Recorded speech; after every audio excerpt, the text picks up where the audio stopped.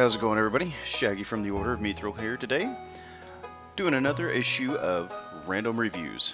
Today we're going to take a look at Stardew Valley. First things first, you're going to take a look here. This is basically the character creation screen that you're going to see when you start up the game. You're going to put in a name, you're going to name your farm, you're going to pick your favorite thing. It's going to come into play later on. You're going to pick an animal preference. Whenever I started, it was just a dog or a cat. Now you can pick different types of cats and dogs. There's different types of skin, hair, shirts, pants, and accessories here. And you'll notice on the right hand there's a tab with the houses on it. That's for a farm layout. Now I'm not going to show you all of them because I'm trying to be brief here. I'm just going to go ahead and pick the basic one, the standard farm. If you've ever played any of the old Harvest Moon games, or if you've played in more recent years the Animal Crossing games, the whole gameplay loop here isn't going to be completely new to you. So we're going to go ahead and start off on our first day here. It's just going to be a very simple and straightforward day. We're going to clear out just enough land so that we can have a space to plant the few seeds that we managed to just get for free at the beginning of the game. And maybe have a little extra chores to do and making sure we have enough resources, because we're going to cut down some trees here to make a chest. That way we can store things.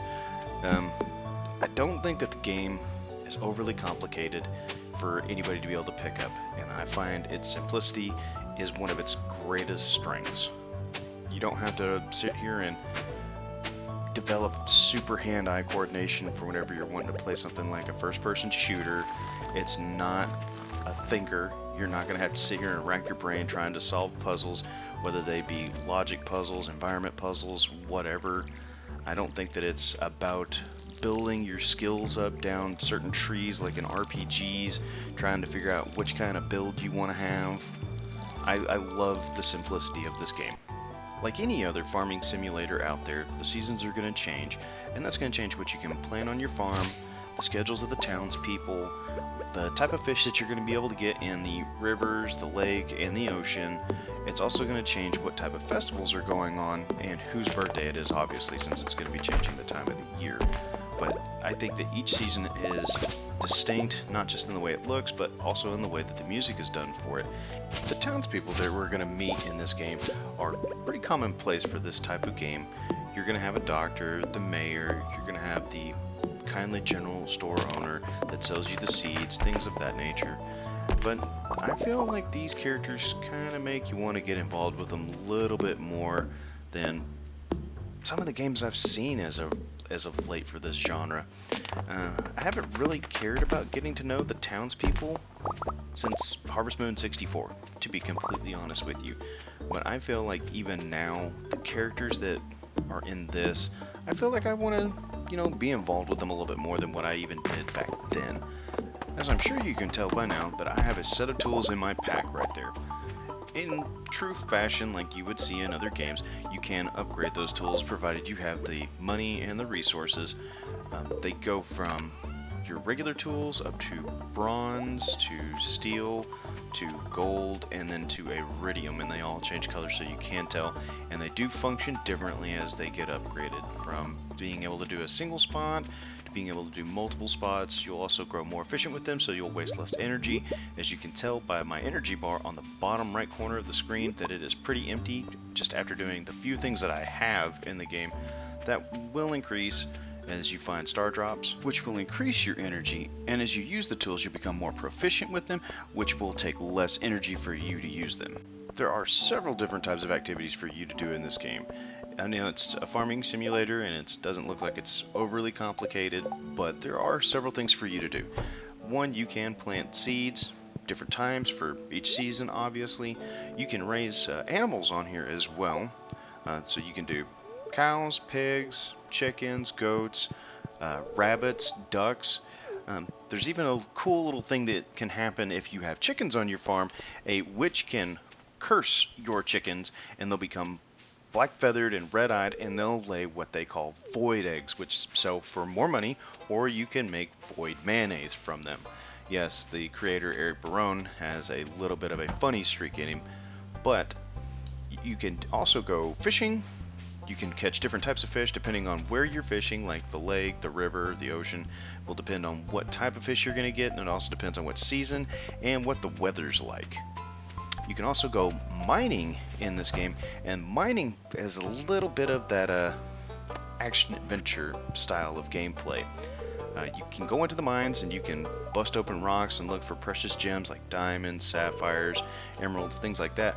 But the mines are filled with monsters. They could be bats, giant bugs, mummies, and you do have to defend yourself from them. So you will find weapons like swords or hammers or axes. On top of these activities, whenever you start to develop your friendships with the townspeople, each townsperson has their own unique little sub-story that they tell as you increase your friendship level with them or as you start to pursue them as a romantic interest. There are other little things that can happen, like once you have the railway section of the mountains open up, it'll let you know that a train is pulling through Stardew Valley. And as it pulls through, if you're standing right next to it, things will fall off of it. You can find new boots, you can find seeds, just random stuff. Some of it's pretty good, some of it's not really worth a whole lot, but it's nice to go up there and take a look to see what you're going to get. As you progress further in the game, you'll also unlock a casino. It's okay, but it does have some really great items for late game stuff. You'll also find that some of the other festivals have mini games built into them, like an Easter egg hunt, like the Fall Festival. You can play a couple different mini games. You can even go through a haunted maze in one of them. There's some interesting stuff to be had. They're little light-hearted events that add a little bit more depth to the game. The player's also going to have access to a couple of skill trees here. There's going to be farming, mining, foraging, fishing, and combat. Farming is going to be increased by whenever you plant seeds, water them, and whenever you harvest them. It's also going to be affected by if you have animals on the farm, how well you take care of them, and when you sell the products that you get from them. As you raise these different skill trees, you're going to access new skills and new recipes, and they're going to be very centered on whatever skill tree that they're in. Since I've shown you what it's like to start a farm from scratch, I'm going to go ahead and I'm going to show you what it's like to have a farm at year 5. So some time has been put into this. As you can see there, I had 130 hours played in this one profile. Here I've had the house expansion done, I have a wife, I have 2 kids, I've decorated the home with various furnishings, some of it that I've got as rewards from quests or mini games in the game. While I continue to give a tour of this farm, I'm going to go ahead and give a little backstory about the game and get to my review for this video. Eric Barone is the creator of this game. He goes by Concerned Ape Online. He did it entirely by himself. The art, the music, the dialogue, the coding, the programming, this was all done by a single man. And I think he did an excellent job with it. So I feel like that may be a little bit more backstory for a game than what I should be giving for a simple review video. But I feel like it should impact anybody's insight and point of view on this game. The fact that it was done by a single person.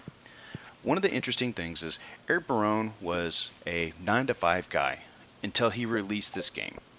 When this game came out, it sold over 1 million copies in its first 2 months.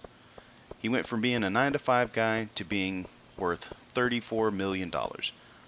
It's not a bad jump up in life if you ask me.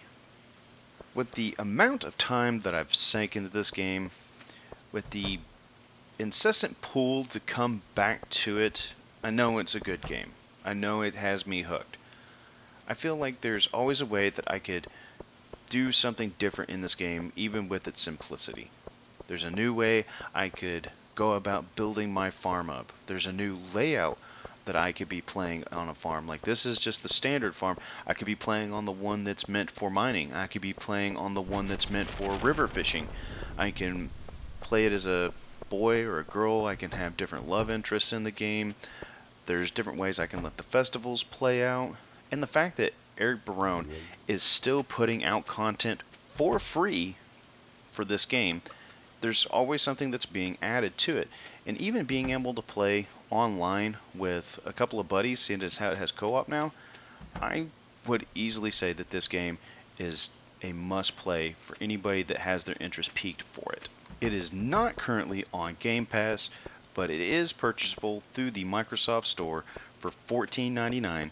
It is playable on Xbox, PlayStation, Switch, PC, and mobile. So there's no reason that you can't give it a try at this point, guys. Again, I'm Shaggy from the Order of Mithril. We greatly appreciate you stopping by. Leave us a comment if you plan on taking a stroll through Stardew Valley yourself, and have a good one.